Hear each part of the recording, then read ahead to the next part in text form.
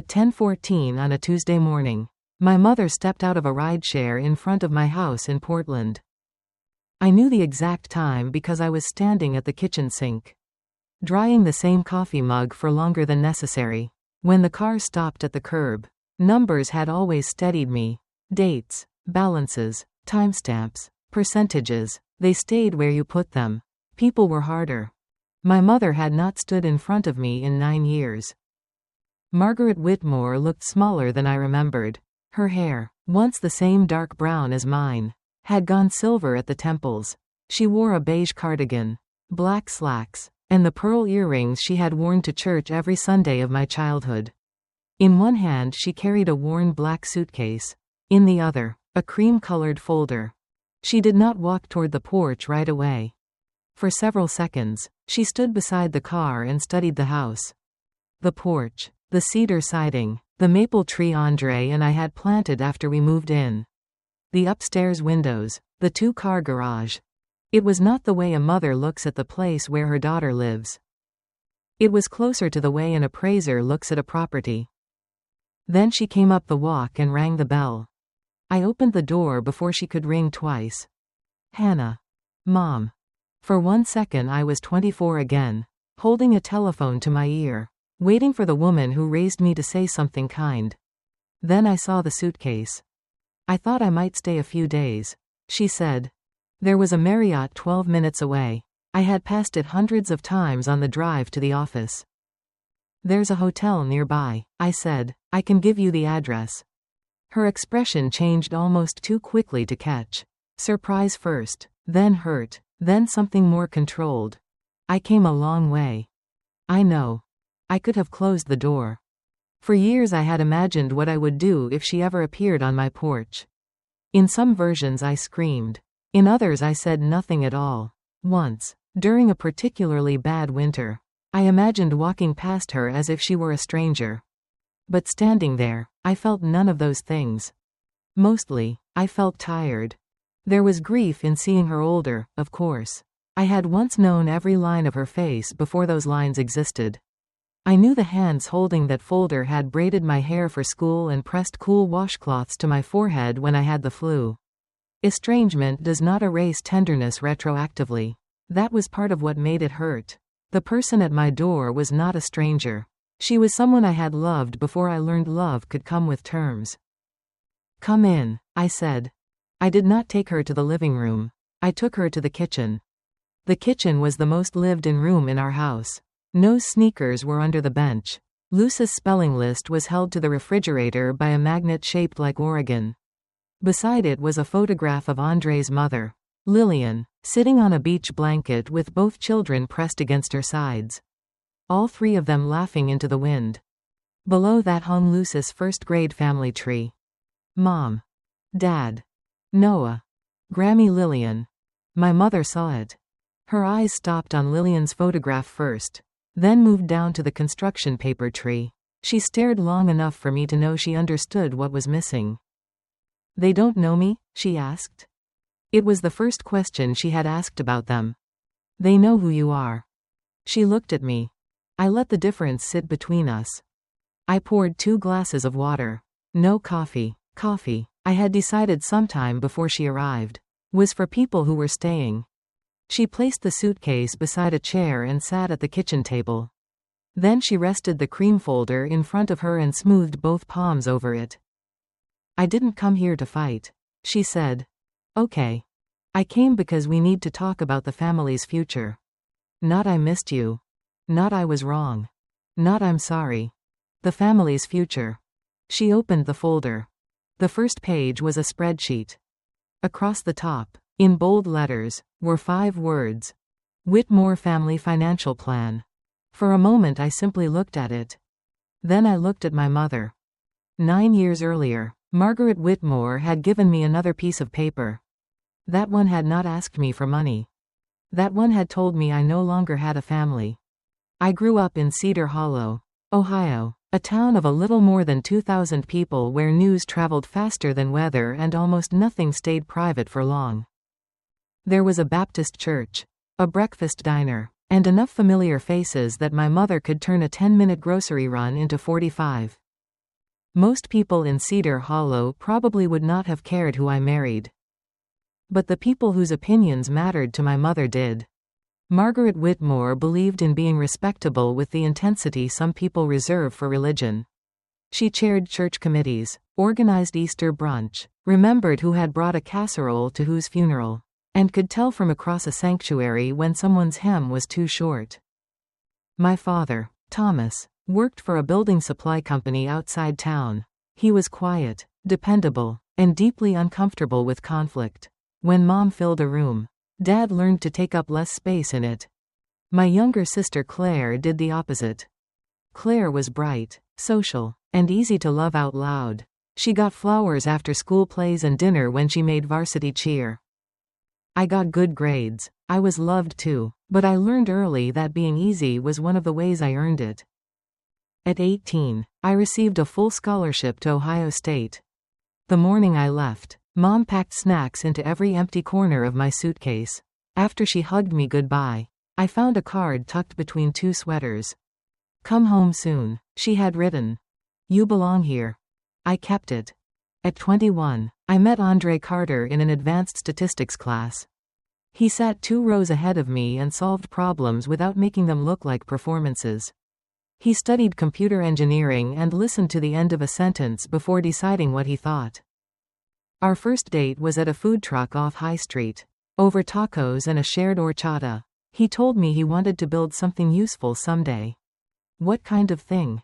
I'll know when I find a problem worth solving. I told him I wanted a career where numbers meant something outside a spreadsheet. He smiled. Then maybe we're both looking for the same thing. We dated for 3 years. For most of that time, I kept telling myself my mother only needed to get used to him. The first time Andre came home with me, she was overly polite. The second time, at Thanksgiving, she waited until he was helping Dad carry folding chairs into the garage. "Have you two thought about children?" she asked. I looked up from the dishes. "What about them?" She dried her hands. "Life is hard enough for children without complications." "What complications?" She looked toward the doorway Andre had just walked through. Then she said, "You know what I mean." "No, I don't." But I did. On the drive back to Columbus, I watched highway lights slide across the windshield. "You heard that," I said. "Yeah. Why didn't you say anything?" Andre kept his eyes on the road. "Because I needed to know if you heard it." That sentence stayed with me. Until then, I had called my mother awkward, traditional, small town, protective. It was becoming harder to find softer words for what she meant. Andre proposed on a Tuesday night at our kitchen table. There was no photographer, no hidden ring in a champagne glass. He took my hand and said, "I want to build a life with you. Not a perfect one, ours." I said yes before he finished asking. That night I called home. Mom answered on the 3rd ring. Andre asked me to marry him. I said yes. Silence. I counted 7 seconds. Then she said, "Hannah, you need to think about what this means for this family." Dad was somewhere in the room. I could hear the television and the scrape of his chair. Neither of them said congratulations. 5 days later, a letter arrived on cream stationery in my mother's handwriting. She wrote that they would not attend the wedding. That by marrying Andre, I was choosing him over my family. That if I went through with it, I should not expect to walk back through their door as though nothing had happened.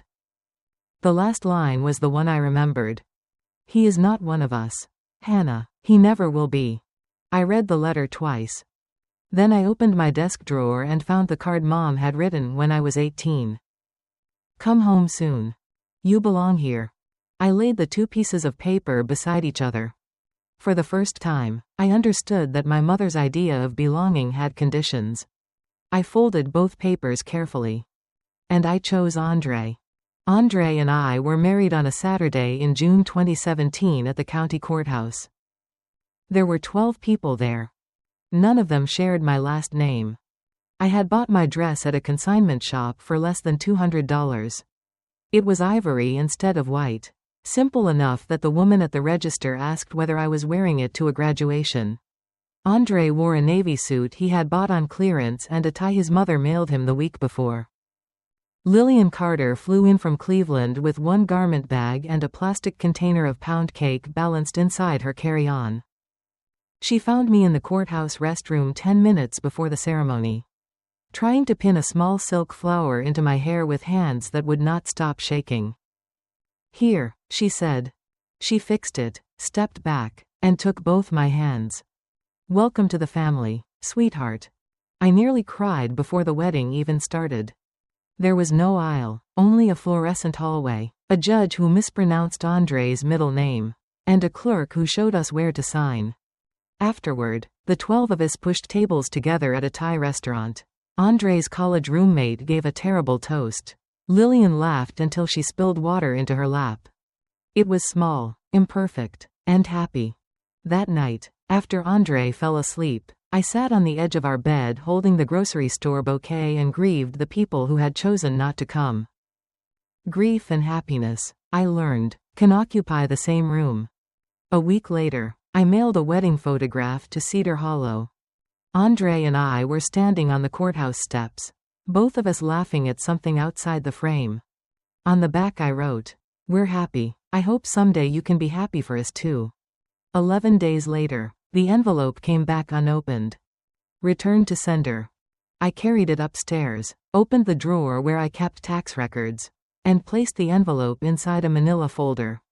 On a sticky note, I wrote, "Item 1, wedding photo returned. June 2017. I was not building a case. Not then. Keeping records was simply how my mind worked. If something mattered, I dated it. If something hurt, I apparently did the same. The first year gave me more to file. A birthday card came back unopened. Then a Christmas card. I called my mother 4 times and left careful messages. She never returned them. My father sent one text. Your mother needs time. I saved it. At work, I built financial models for other companies. At home, Andre was obsessed with a problem he could not stop thinking about.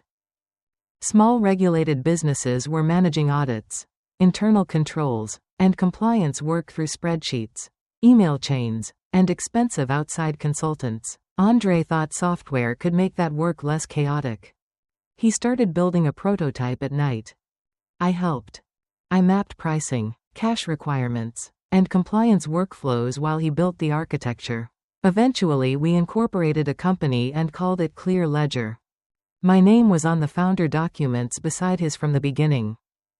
I kept my finance job because one of us needed a reliable paycheck and health insurance. Andre kept coding because one of us had to make the thing real. We were 2 exhausted people eating reheated soup beside a second-hand desk. Then, near the end of 2018, our lives changed for a reason that had nothing to do with software. Noah and Lucy arrived 6 weeks early on a cold November morning. They were tiny, furious, perfect. Andre cried when the nurse placed Lucy against his chest. I had never seen him cry before. Lillian arrived the next day. She stayed for 2 weeks. She cooked, she washed bottles, she folded laundry without asking where anything belonged. At 3 in the morning she would appear in the nursery in her robe and take whichever baby had decided sleep was a personal insult. One night I found her in the kitchen warming a bottle. I was sore, exhausted, and suddenly crying before I understood why. My mother doesn't even know what they smell like, I said. Lillian looked at me for a long moment. Then she touched my arm. Then that's something she's losing, honey, not something these babies are missing. I wanted to believe her. I was not there yet. I mailed 2 birth announcements to Ohio. I included a photograph of Noah asleep against Andre's chest and another of Lucy wrapped in the yellow blanket Lillian had made. Both envelopes came back. I added them to the folder. And even then, some stubborn part of me kept repeating the same sentence my father had sent months earlier. She needs time. So I gave her more. Time did not heal the silence from Ohio.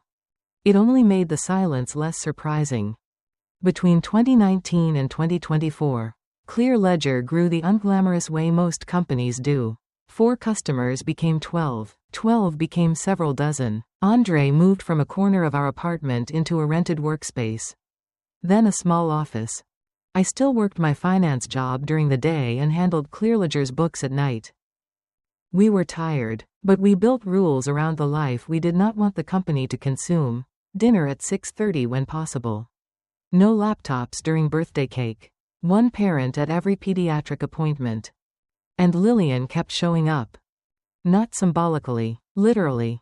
She flew from Cleveland when she could and mailed books when she could not. She remembered Noah hated tomato soup and Lucy loved birds. She taught Noah to make grilled cheese and showed Lucy the difference between a robin and a towhee. The twins called her Grammy before they understood some children had more than one grandmother. I never corrected the math. Meanwhile, Cedar Hollow continued without me. I saw pieces of it online. Sometimes because I made the mistake of looking. Claire got engaged. Then she got married. I learned about the wedding from photographs posted 4 days later. 200 guests. The church where I had been baptized. Mom in lavender. Dad in a dark suit. Claire under a cathedral-length veil. I stared at one photograph too long. My parents were smiling with their arms around each other. They looked happy. That was harder than misery would have been. I ordered Claire a set of linen napkins embroidered with her new initials. I wrote, "Congratulations. I wish you both a beautiful life. Love, Hannah." 3 weeks later, the package returned unopened. I filed it. By then, the manila folder had become a navy binder divided by year. Andre noticed it once while looking for an insurance statement. "Why do you keep all this?" "Because someday they may ask why they don't know my parents." I said, "I want facts. Not my version, not Mom's." Andre closed the drawer. Okay. He never asked me to throw it away. In the fall of 2024, Noah and Lucy started kindergarten. One afternoon Lucy came home with a sheet of construction paper shaped like a tree. At the top, in purple crayon, she had written my family. She climbed onto a kitchen stool while I made dinner and began drawing faces inside paper leaves. "Mom? Yeah? Do I put your mom on here?" My knife stopped halfway through a carrot. "What do you think?" Lucy frowned with 6-year-old seriousness. "I know she's my grandma," she said, "but I've never met her." I looked at the empty leaf. Before I could answer, Lucy reached for a green crayon. She drew me, Andre, Noah, herself. Then she drew Lillian with enormous glasses and wrote Grammy Lillian underneath. I did not correct her. That night, after the twins were asleep, I stood at the refrigerator looking at that paper tree. For years, I had thought my children were missing something. But children do not build families from genetics. They build them from memory. Who reread the same book? Who sat beside a feverish bed? Who knew the sandwich had to be cut diagonally? Lillian had never needed a title explained to her. She had simply earned a place in their lives by being there. A few weeks later, I sent my mother one final birthday card. It was the 7th year I had sent one. Inside I tucked a photograph from the twins' fall festival. Noah was missing a front tooth. Lucy had a painted butterfly across one cheek. On the back I wrote, "They ask about you sometimes." 9 days later, the envelope came back. But this one was different. It had been opened. The flap was cut, taped shut again, and the envelope carried fresh postage. Someone had opened my card, looked at my children's faces, taped it shut, paid postage, and sent it back across the country. I sat at the kitchen table holding it. Andre stood across from me. "I can handle her not wanting me," he said quietly. "What I can't understand is how she looked at them and still chose this." Then he added, "But they're your parents. I'll follow your lead." Later, Lillian found me alone. She did not tell me what to do. She only asked, "How many times do you have to knock before a closed door becomes an answer?" That night I opened the binder. I placed the resealed envelope inside a plastic sleeve. In red ink, I wrote, "Item 23, last attempt." Then I closed the rings. I did not send another card. I did not make another call. I did not block anyone either. I simply stopped standing outside the door. For the first time since I married Andre, I stopped waiting for Ohio to choose me. By the time Noah and Lucy started kindergarten, Clear Ledger no longer felt like something Andre and I were building after the children went to sleep. It had employees, payroll, and customers who expected us to answer the phone before something broke. We had moved from a cramped office into a larger space on Portland's east side. And I had to stop thinking of the company as our private gamble. Other people now made their living there. In the spring of 2024, we closed a Series B round. $12 million. The post-money valuation was $68 million.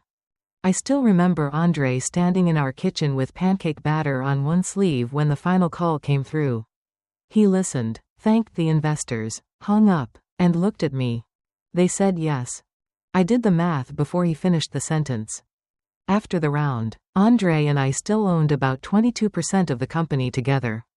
Investors cared about that number. I cared more that Clear Ledger finally had enough runway to hire the engineers, compliance specialists, and support staff we had needed for months. A few weeks later, I left my finance job and became Clear Ledger's full-time CFO. It should have felt like the moment my two lives finally became one. Instead, Ohio started paying attention. Tess Morgan, an old friend from Cedar Hollow, texted me one Sunday afternoon. Random question. Your mom asked me after church what Series B means. I read the message twice. My mother had not asked how Noah and Lucy were doing. She had not asked whether I was happy. She wanted to know what a funding round meant. I told Tess it probably meant nothing. I did not believe myself. Then a regional business magazine profiled Andre.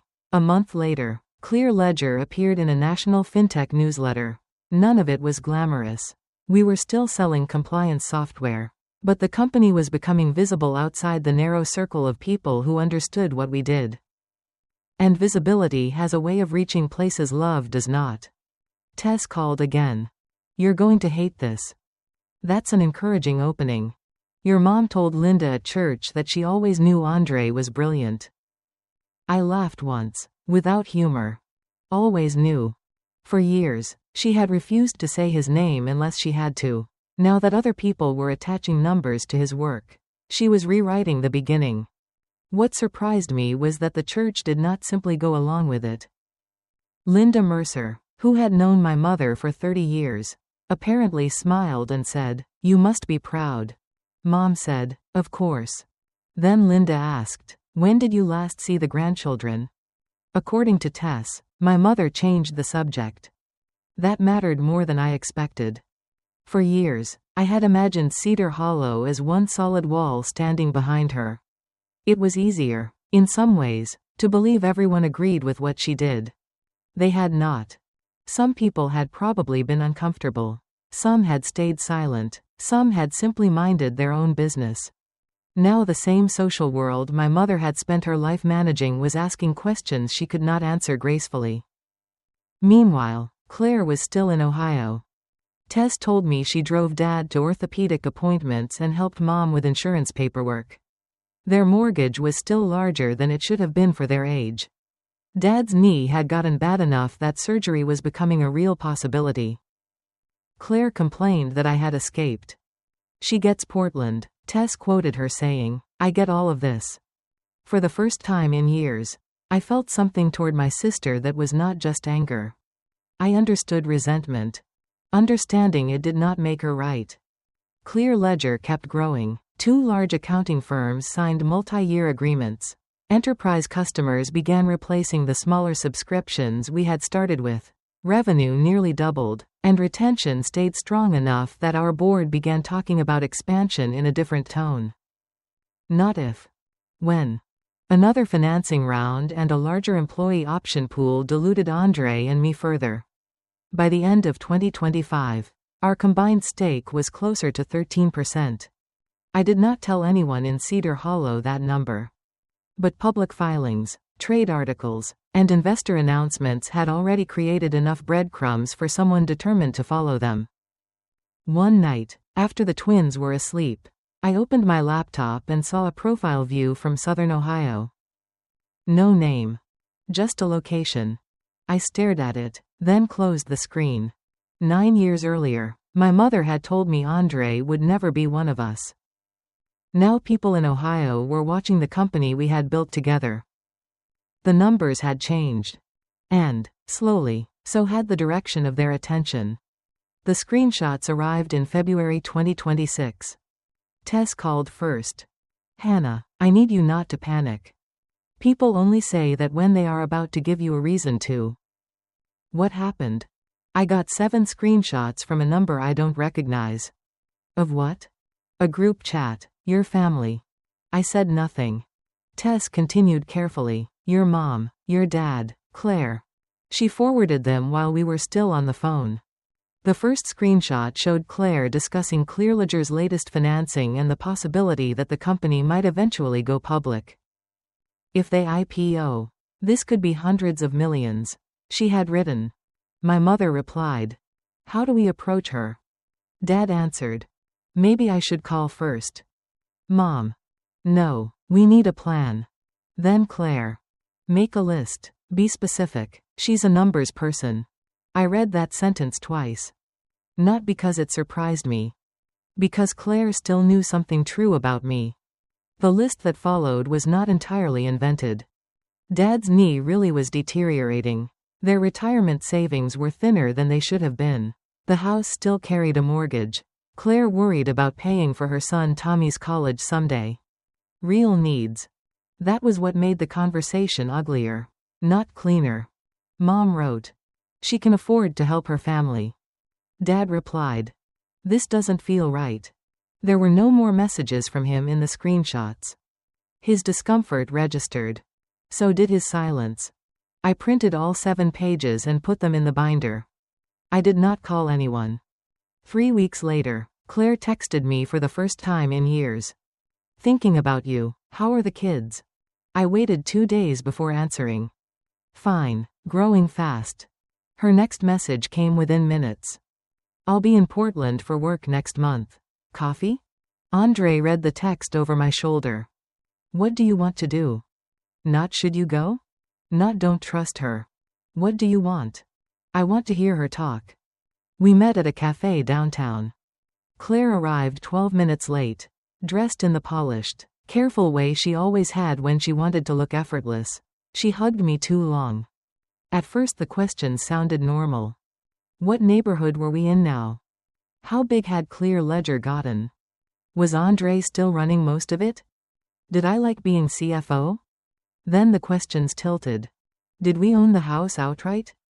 Were the twins in private school? How much of the company did Andre still own? I answered vaguely. Eventually I put my cup down. Claire. She stopped. Why are you really here? Her face tightened. For coffee. No. For several seconds, neither of us spoke. Then she said, do you know what it's like being the one who stayed? That was not the answer I expected. She told me about Dad's appointments, Mom's anxiety, insurance forms, repairs on the house, being the daughter 10 minutes away whenever something went wrong. You built a whole life 3,000 miles away, she said. I got left with everything. I let that sit. No, I said, I don't know what it's like being the one who stayed. Her shoulders loosened. Then I added, do you know what it's like being the one who was told not to come back? She looked down at her coffee. She never said she was sorry.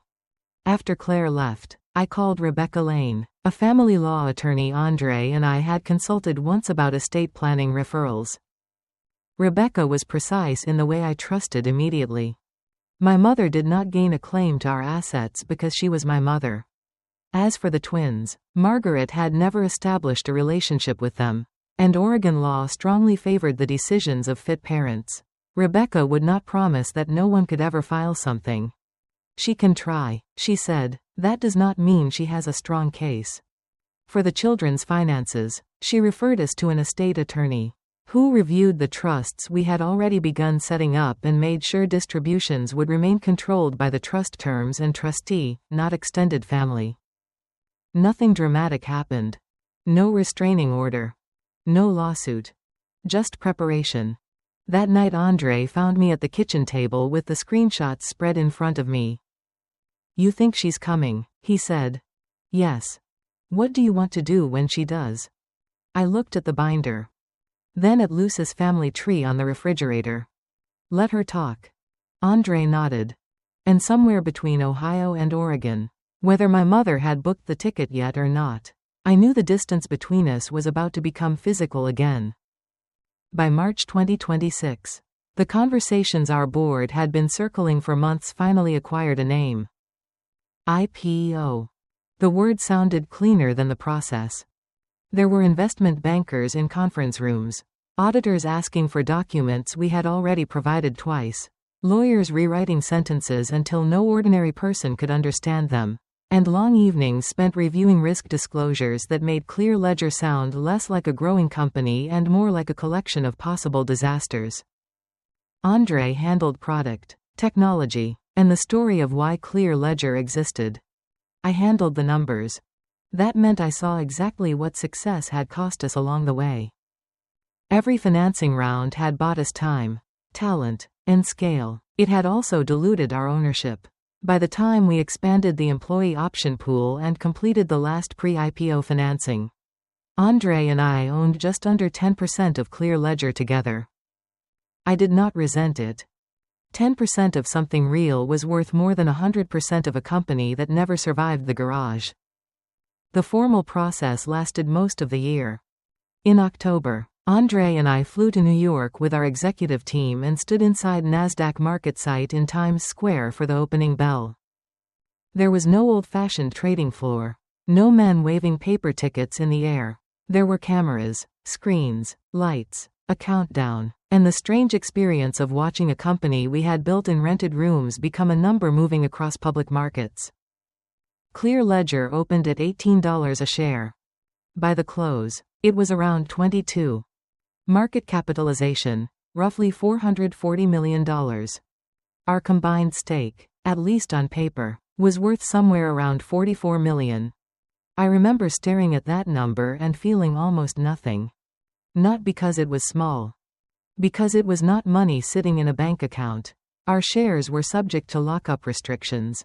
The value could rise, fall, or disappear before we could sell much of anything. 44 million on television did not mean 44 million in checking. But television does not explain nuance very well. That evening Andre and I ordered sushi to the hotel room. Noah and Lucy were back in Portland with Lillian. Andre loosened his tie, fell asleep on the couch before 9:30, and left one sock on the carpet like the newly public CEO he apparently was. I was brushing my teeth when I noticed my phone. 5 missed calls. All from Ohio. One number belonged to my father. I stared at his name longer than I want to admit. Then the voicemail notification appeared. I listened. "Hannah, it's Dad." His voice sounded older, thinner. "I saw you and Andre on the news." A pause. "Baby girl, I'm proud of you." My hand tightened around the phone. He had not called me baby girl since I was a teenager. For one dangerous second, 4 words reached straight past 9 years of evidence. "I'm proud of you." Then he kept talking. "Your mother wants to talk. There are some things she thinks the family needs to discuss. Call when you can." I replayed the message. Not because I had misunderstood it. Because I had. The first time, I heard the father I had missed. The second time, I heard the timing. He had not called after my wedding. He had not called when Noah and Lucy were born. He had not called when a photograph of his grandchildren crossed his kitchen table and was mailed back to me. He called after NASDAQ. I saved the voicemail and went to bed. 2 days after we returned to Portland, my mother texted. It was a long, careful message about lost time, family, the children, and the future. She wrote that life was short. She wrote that some things mattered more than the differences that divided us. She wrote that families should find a way forward. I read the message twice. There was not one apology in it. No, I was wrong. No, I hurt you. No acknowledgement of what those differences had actually been. I did not answer. A week later, Tess called. Your mom is coming to Portland. I stood at the kitchen counter while Noah argued with Lucy over a marker in the next room. When? Next week, I think. Linda heard she already booked the flight. After we hung up, Andre found me still standing there. Do you want me home when she comes? I thought about it. Not at first. Okay. No argument, no warning, no plan on my behalf. Just okay. That night I opened the bottom drawer of my desk. The navy binder was exactly where I had left it. I did not take it out. Not yet. But for the first time in years, I knew my mother was no longer waiting for me to come home. She was coming to mine. A week later, at 10:14 on a Tuesday morning, my mother sat at my kitchen table with a suitcase beside her chair and the cream-colored folder open between us. The first page read, Whitmore Family Financial Plan. Before she touched the paper, her eyes moved again to Luce's construction paper family tree on the refrigerator. Mom. Dad. Noah. Grammy Lillian. They don't know me? She asked. They know who you are. Her mouth tightened. I poured water into 2 glasses and sat across from her. Mom straightened the page. I want you to understand that I didn't come here asking for anything unreasonable. I looked at the spreadsheet. Okay. Then she began. Your father and I need to think seriously about retirement. The first line read, Retirement reserve, $500. She moved to the second. Claire is worried about Tommy's future. College is going to cost more by the time he gets there. College fund for Tommy, $200. The third line was smaller. Dad's knee surgery and related medical expenses, $45. That one hurt differently because I knew it was real. Claire had been driving him to orthopedic appointments.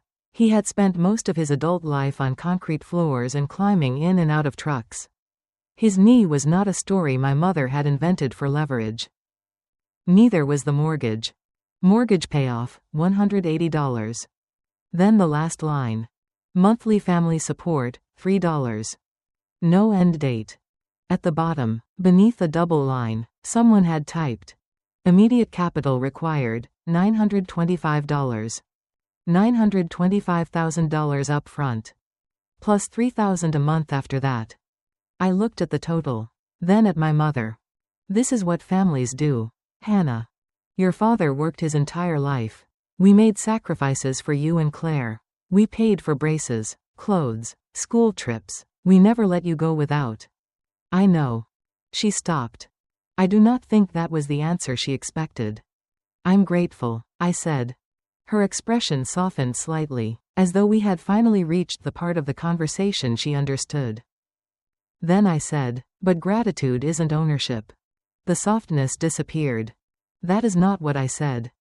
You came to my house with a payment schedule. This isn't a payment schedule. It's a family plan. I looked down again.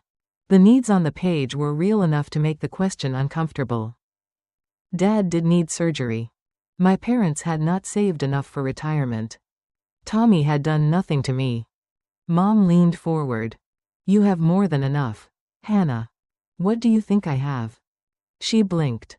I saw the numbers. Which numbers? The company, the news said. The number on television is not cash in our bank account.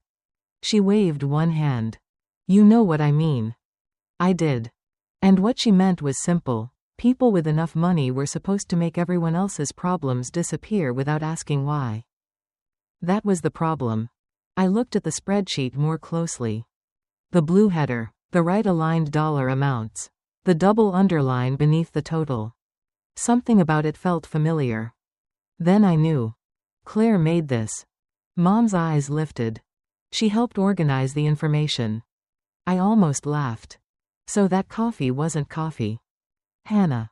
She came here, asked about the house, the company, how much we owned, then went back to Ohio and built you an invoice. That is a very ugly way to describe people trying to figure out how to take care of their family. Family. The word had done a remarkable amount of work in my mother's mouth. I rested my hands flat on the table. Did Dad ask you to come here? Her hesitation was small. But it was there. We discussed what everyone needs. That wasn't my question. She looked toward the refrigerator instead. I thought of my father's voicemail. Your mother wants to talk. There are some things she thinks the family needs to discuss. Not we. She. Mom looked back at me. After everything we did for you growing up, I don't understand why this has to be so difficult. I studied her face. For years I had imagined this meeting ending in shouting. I had imagined saying every sentence I had swallowed since I was 24.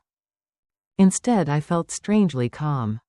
Maybe because I finally understood that money was not the first debt my mother believed I owed her. Obedience had been. The money was simply its newest form. Wait here, I said. I stood and walked down the hall to my office. The bottom drawer opened with a familiar scrape. Tax folders. Insurance records. And behind them, the Navy binder. 29 documented incidents. 9 years. I lifted it with both hands and carried it back to the kitchen. Mom watched me place it beside her spreadsheet. Her page was neat, white, and almost weightless. The binder landed with a dull thud. She stared at it. What is that? I sat down. You brought a family plan, I said. I rested one hand on the cover. I brought the family history. For a few seconds, my mother stared at the binder as if its weight offended her. What is in there? History. I opened it to the first tab. I did not need to read all 29 entries.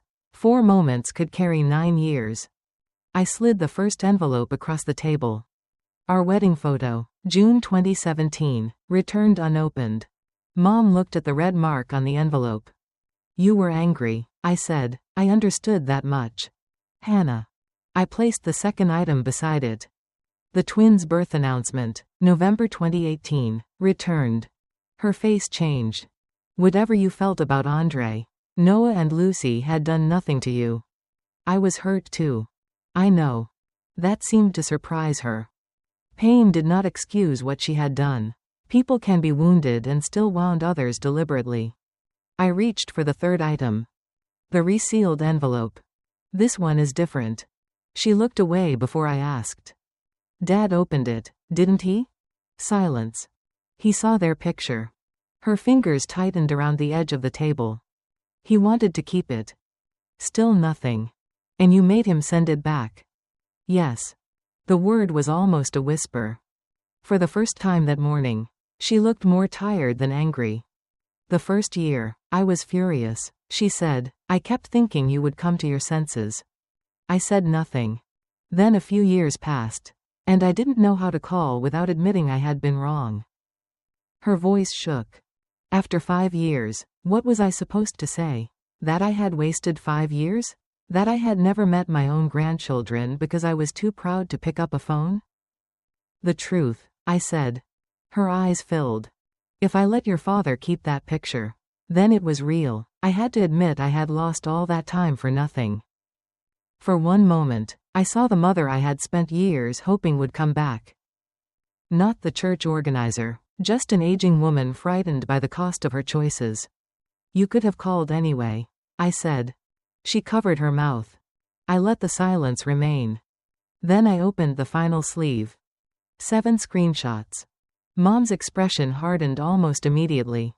You had no right to read private messages. You had no right to turn my children into strangers. That is not the same thing. No, it isn't. I pointed to the line where Claire had written, "Make a list. She's a numbers person." Then to Mom's reply. She can afford to help her family. You spent months discussing what we were worth before anyone called to ask how we were. We were trying to find a way forward. No, you were trying to calculate one. Her jaw tightened. We had differences, Hannah. Families go through things. There it was again. Differences. What difference? She looked at me. What? You keep calling it a difference. Name it. I'm not doing this. You flew across the country to ask me for almost $1 million. You can say why you stopped speaking to me. Her face went still. You married Andre. I held her eyes. I married a black man.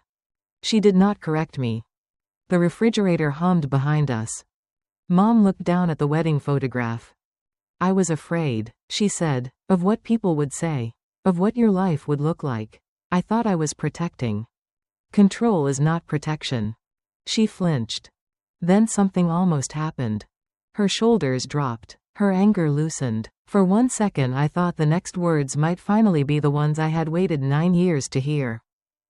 Instead, her eyes moved toward the spreadsheet. But none of that changes the fact that families have obligations to one another. There it was. The apology that could not survive contact with entitlement. I closed the binder. The metal rings clicked together. And suddenly I understood something I had missed all morning. You don't only want money. Her head lifted. That's ridiculous. You want a picture. What are you talking about? Christmas. You and Dad, Claire, me, Andre, the twins. Her face gave her away before her words could. You want something you can take back to Cedar Hollow. Something you can show Linda and everyone else so nobody asks why you haven't known your grandchildren for 9 years. That is cruel. No, it's accurate. I looked at the spreadsheet on one side of the table and the closed binder on the other. She had not come only to finance retirement. She had come to purchase a new ending to an old story. And for the first time, I understood that the most expensive thing my mother wanted from me was not money. It was permission to pretend none of it had happened. The garage door opened before either of us spoke again. A minute later Andre came through the laundry room with his laptop bag over one shoulder. He stopped when he saw my mother. Then he saw the spreadsheet. Then the binder. His eyes found mine. He did not ask what happened. He set his bag on the counter, walked over, and rested one hand on my shoulder. Mom looked at him. I never said you were a bad man. Andre's expression barely changed. You didn't have to. Then he sat beside me. That was all. He did not defend me because I was not defenseless. He did not turn my mother into his enemy. He simply made it clear that whatever happened next, I would not be standing alone. I looked at Margaret. I'm not giving you the money. Her mouth opened. Not because I want Dad to suffer. Not because Tommy did anything wrong. And not because I can't help people I love. I touched the spreadsheet. I'm saying no because if I write this check today, you'll turn 9 years into a misunderstanding. They were choices, Mom. Her face flushed. So your father's knee means nothing to you? Dad's knee is not the same thing as your entitlement. I pushed the paper toward her. If Dad wants a relationship with me, Dad can call me. And the children? You don't get access to them because biology gave you a title. If you ever want to know them, it starts with taking responsibility for why they don't know you. She stood. For a second I thought she might finally say it. Instead, she picked up the folder in her suitcase. At the front door, she turned back. Nothing came. Then she left. The door closed with a quiet click. Andre stood beside me. You okay? I listened to the house. Luce's crayons were still scattered across the table. No's sneakers were still under the bench. Lillian's photograph was still on the refrigerator. The house did not feel emptier after my mother left. It felt exactly as full as it had before she arrived. 2 weeks later, Dad called. I should have stopped your mother, he said. No. Silence. You keep saying Mom. He breathed into the phone. Who carried my envelopes back to the mailbox? I did. Who had my number? I did. Who let 9 years go by? A longer silence. I did. Then, finally, you're right, I did it too, I'm sorry. That apology hurt more than I expected because it contained something Moms never had. Ownership. There's something else, he said. The screenshots Tess received had not come from a stranger. He had sent them. He had taken pictures of the family chat and used an unrecognized number because he knew Tess still had contact with me. Why didn't you send them to me yourself? Because I was still a coward. I closed my eyes. That doesn't fix 9 years. I know. He did not ask me to forgive him. He only asked, can I call you again? In 2 weeks.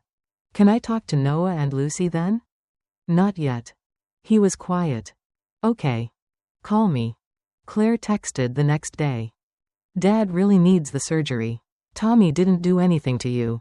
I don't understand why you're punishing everyone because you're angry at Mom. I typed a long reply. Then I deleted it. Some people experience a boundary as punishment because they were counting on having the right to cross it. I did not need Claire to understand mine in order for it to exist. A week later, I moved the navy binder out of my desk. I did not burn it. I did not throw it away. I placed it in an archival box with old tax files and family records. Andre watched from the doorway. Done with it? No. I closed the lid. I just don't need it within reach anymore. At the bottom of the drawer, beneath a stack of papers, I found the card my mother had given me when I left for college. Come home soon. You belong here. I stood in the kitchen holding it. Noah was arguing with Lucy over a board game. Andre was making dinner. Lillian's photograph was still on the refrigerator beside Luce's family tree. For years, I had thought home was a house in Ohio that had stopped letting me in. I had spent 9 years waiting for my mother to tell me I still belonged somewhere. It took me 9 years to understand that I already did.